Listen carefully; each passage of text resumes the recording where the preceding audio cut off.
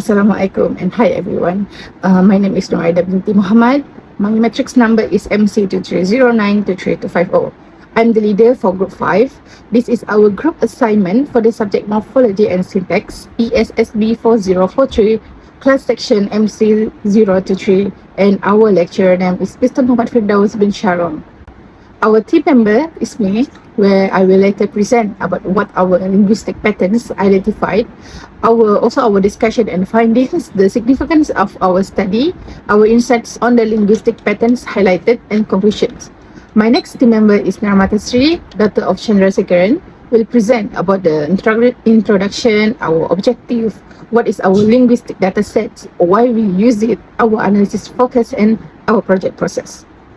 Next is Nur Medina Farhana binti Samshuddin, who will present our morphological analysis on what is morphology, types of morphemes, types of morphology, example sentences from the film, and a table of morphology breakdown. And finally is Divyashri Manugaran. She will present syntax analysis on what is syntax, type of sentence structure, the table of syntax breakdown, the basic components of sentence structure, types of tree diagram, and example of a tree diagram. I'm Reshma Machar, and my task is to give introduction, objectives, and what is our linguistic data set. Now, I will now pass to my team member, Narmata Sri, to proceed with her first presentation. Thank you. Language is a systematic and structured means of human communication. It allows us to express ideas, emotions, thoughts, and information. The scientific study of language is known as linguistics. Linguistics helps us understand how language is organized and how it is used in a real-life communication. Two important branches of linguistics are morphology and syntax. Morphology focuses on the internal structure of words. It studies how words are formed using morphemes such as roots, prefixes, and suffixes. On the other hand, syntax examines how words are arranged to form phrases and sentences. It looks at sentences, structures, and how meaning changes depending on word order. Together, morphology and syntax provide a framework of understanding and how meaning is constructed in language and how linguistic rules operate in real communicative contexts. The objectives of these studies are three main points. First, to analyze morphological features in the selected linguistic data set by identifying roots, prefixes, and suffixes. Secondly is to examine syntactic structures of sentences in the data set, including subjects, predicates, objects, and modifiers. Third, to identify linguistic patterns and features that demonstrate how morphology and syntax functions in a real language use. What is our linguistic data set? For this study, our linguistic data set is film dialogue from the movie Finding Nemo. We selected film dialogue because it represents natural spoken languages. Movie conversation reflects real-life communication, including informal speech, emotions, and different sentence structures.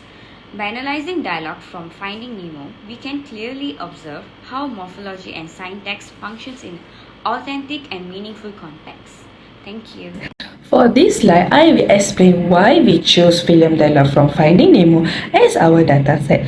First, the movie has many types of sentences. There are simple sentences, questions, and comments. These help her study different sentence structures. Second, the dialogue shows natural spoken language.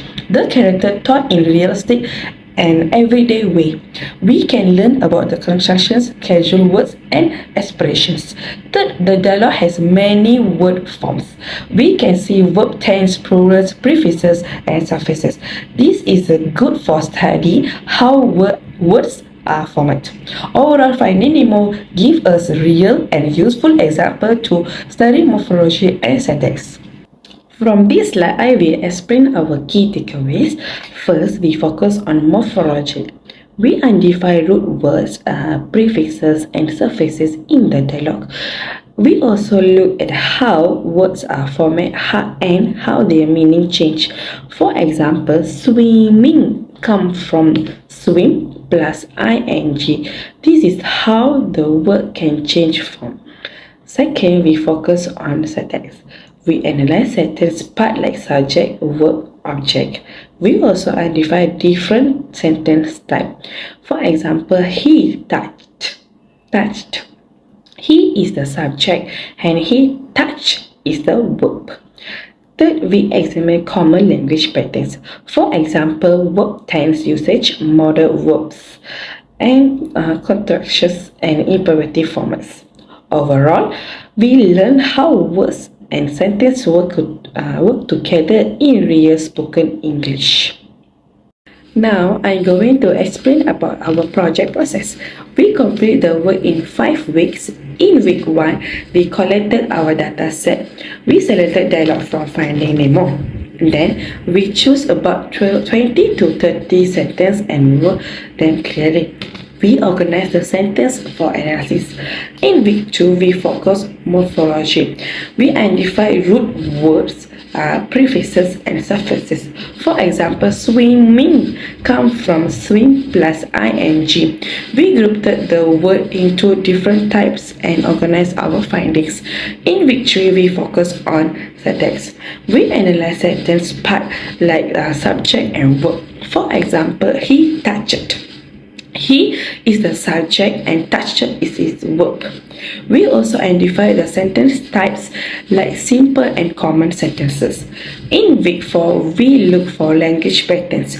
We found past tense verbs, contractions like I am, and common form like just keep swimming. This helps us understand real spoken English. In week 5, we prepare presentations. We organize our results, design the slide, and practice together as a group. This is our step-by-step project process. Thank you. Assalamualaikum and hello everyone. For my part, I will be presenting the morphological analysis. Morphology is the study of word structure and how words are formed. It focuses on how small the part of words combine to create meaning. In this section, we will look at root words, prefix and suffix, and how they change the meaning of function of a word. There are two main types of morphology: inflectional, which changes grammar; derivational, which changes meaning of word class. The word morphology itself can be broken down into parts. Morph means form or structure. O is a connected vowel. Log means word, speech or study. Y is a suffix. So morphology basically means the study of word forms. This shows how words are built from smaller meaningful units called morphemes. What are morphemes? Morphemes are the smallest units in a word that can carry meaning. They can be root words, which give the main meaning, prefix added at the beginning, suffix added at the end. For example, the word unbelievable has un as a prefix, believe as the root word, able as the suffix. Each part contributes to the overall meaning of the word. What are morphemes? Morphemes are the smallest units in a word that can carry meaning. They can be root words, which give the main meaning, prefix added at the beginning, suffix added at the end. For example, the word unbelievable has un as a prefix, believe as the root word, able as the suffix. Each part contributes to the overall meaning of the word.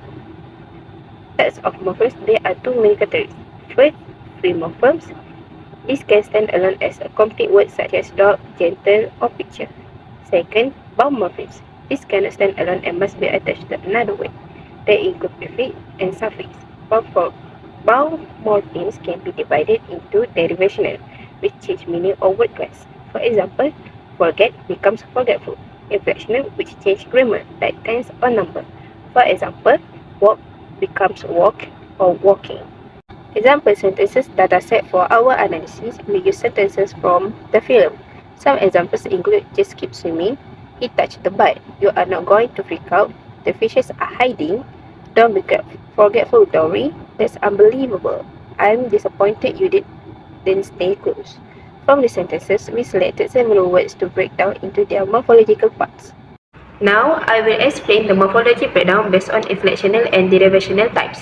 First, we need to remember that inflectional morphemes change the grammatical form of a word, but they do not change the meaning of word class. Derivational morphemes change the meaning of the word or change its word class. Let's look at the examples from our table.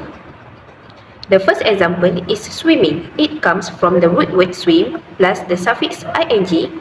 This is an inflectional morpheme because it changes the grammatical form into progressive tense, but the meaning of swim does not change. It is still the same action. That is touch. It comes from touch plus ed. This is also inflectional because it shows past tense. The meaning of touch remains the same, only the grammatical time changes.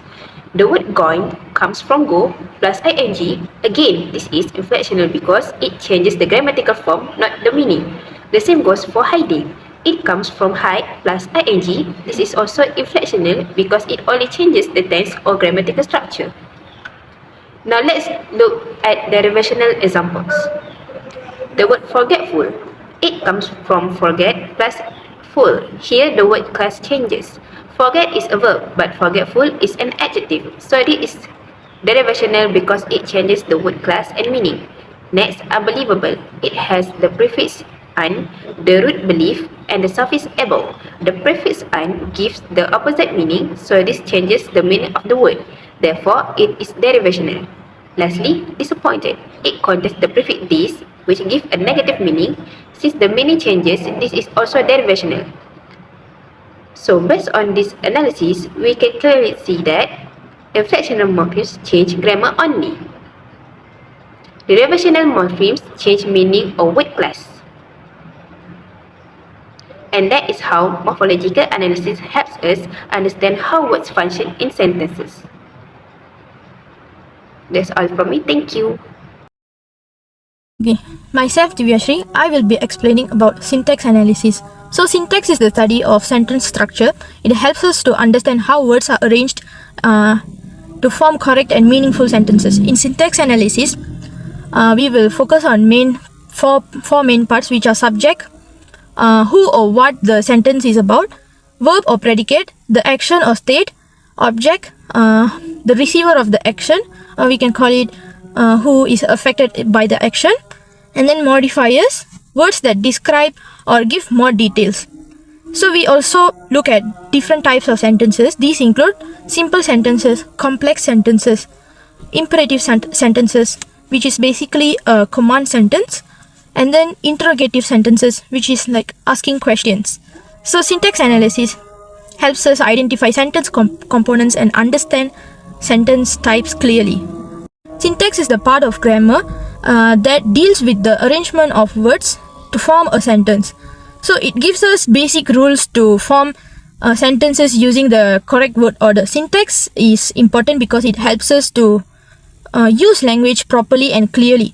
Some basic rules of syntax in English use are: every sentence needs a subject and a verb, and then usually the subject comes first and the verb comes second. These rules help us to create correct and meaningful sentences. First, a simple sentence has one independent clause. It expresses one complete idea. Next, a compound sentence has two or more independent clauses joined by a conjunction, such as and, but, or so. So a complex sentence has an independent clause and at least one dependent clause. Finally, a compound complex sentence has two or more independent clauses and at least one dependent clause. These sentences type help us vary our writing and make our sentences more interesting and meaningful to read. Look at the syntax breakdown table. So the table analyzes 8 different sentences by identifying the subject, verb, predicate, object, modifiers, and the sentence type. For example, in sentence 1, we can see just keep swimming. The subject in this sentence is understood as you. The verb is keep swimming, and it is an imperative sentence because it sounds like a person is giving another person a command, like asking them to swim.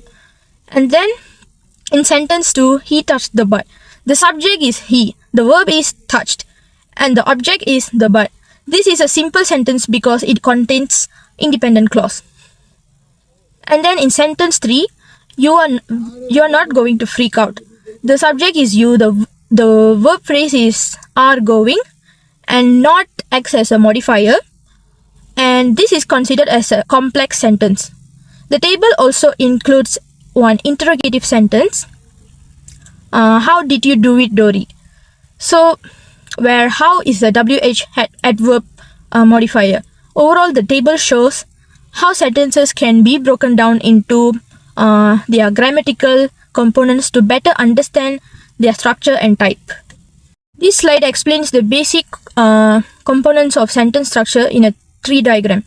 At the top level, we have the sentence, or we can call it as which represents the whole sentence. So a sentence is usually divided into two main parts: the subject and the predicate. The subject tells us what or who the sentence is about. The predicate describes what the subject does or its state of being. It usually contains the verb and sometimes objects or complements.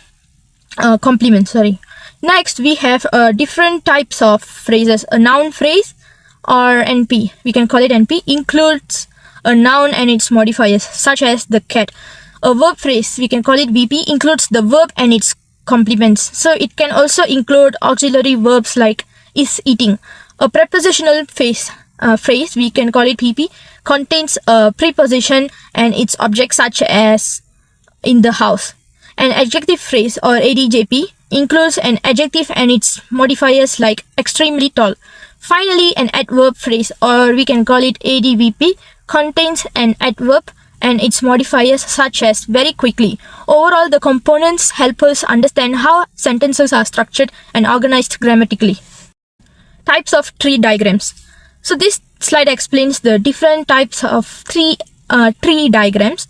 So first we have simple sentence tree diagram. This represents basic sentences with one independent clause, usually containing a subject and a predicate. For example, the dog barks. Next is a compound sentence tree diagram. This shows a sentence with two independent clauses joined by a conjunction like and, but, or so. So for example, the dog barks and the cat meows. And then we move to third. We have complex sentence tree diagrams. These include one independent clause and at least one dependent clause. For example, I went to the store because I needed groceries.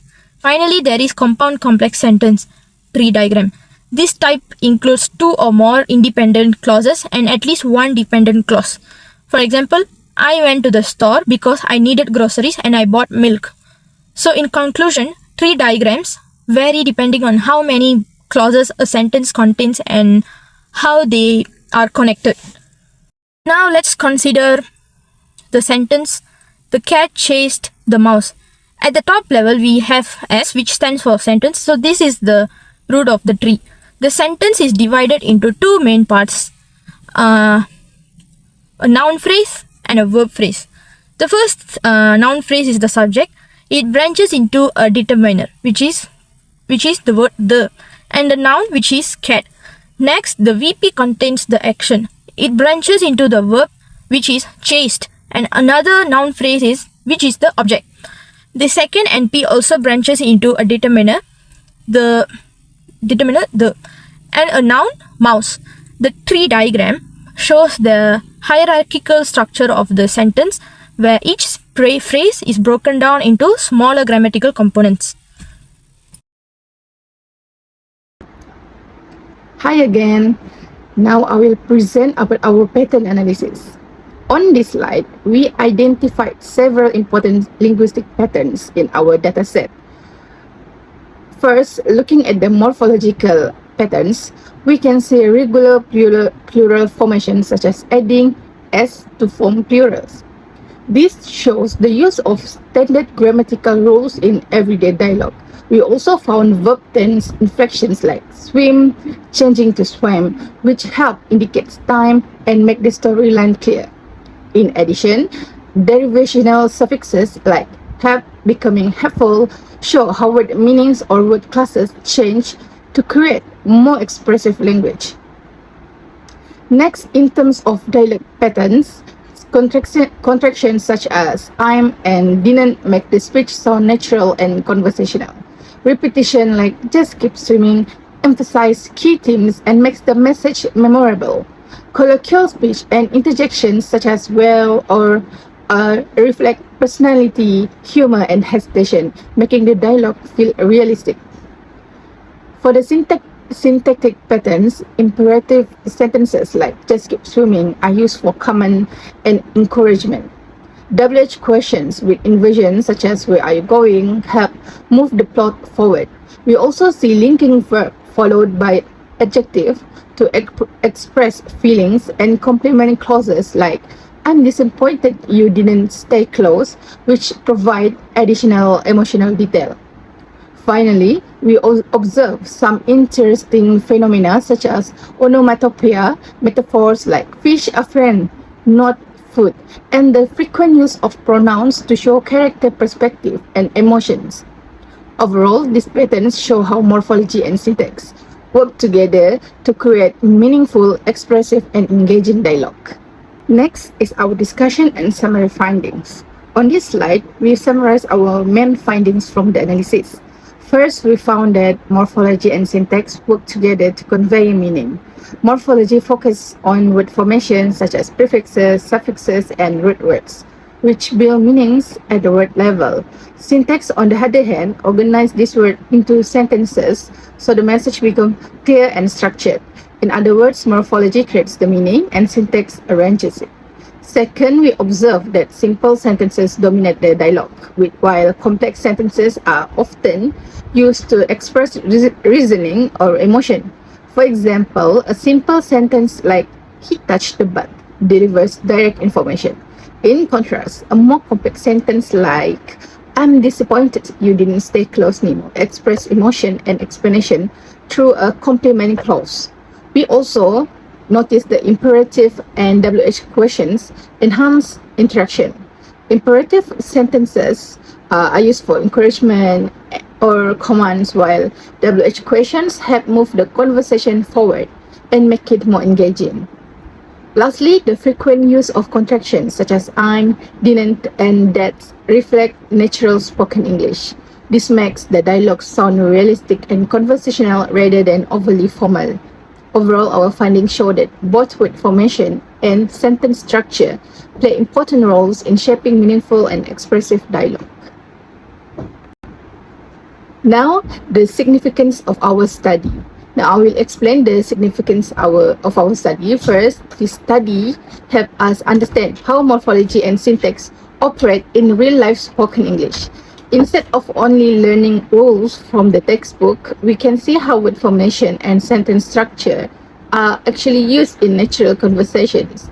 Second, it shows how language conveys not only meaning, but also emotion and interaction. Through sentence types, word choices, and structures, speakers express feelings, attitudes, and relationships between characters. Finally, this study demonstrates the practical application of linguistic theory beyond textbooks. It proved that concepts like prefixes, suffixes, sentence pattern, and clause structure are not just theoretical ideas, they actively shape communication in everyday dialogue. Overall, our research highlights the real-world importance of studying morphology and syntax in understanding how language functions naturally. Next is our patterns and linguistic insights. Unlike the previous slide where we listed and explained the linguistic patterns, this slide focuses more on the insights that we gain from those patterns. First, the frequent use of imperative sentences such as just keep swimming shows that the dialogue often emphasizes motivation and encouragement. This omission of the subject you makes the comment more direct and powerful, reflecting supportive or urgent interaction between characters. Second, the presence of complement clauses in complex sentences, like I'm disappointed you didn't stay close, reveal how character express emotion and reasoning. This tells us that complex structures are mainly used when conveying feelings, explanation, or deeper thoughts. Third, the consistent use of contractions in spoken dialogue highlights the informal and natural tone of the conversation. This insight shows that the language mirrors a real-life spoken English rather than formal written style.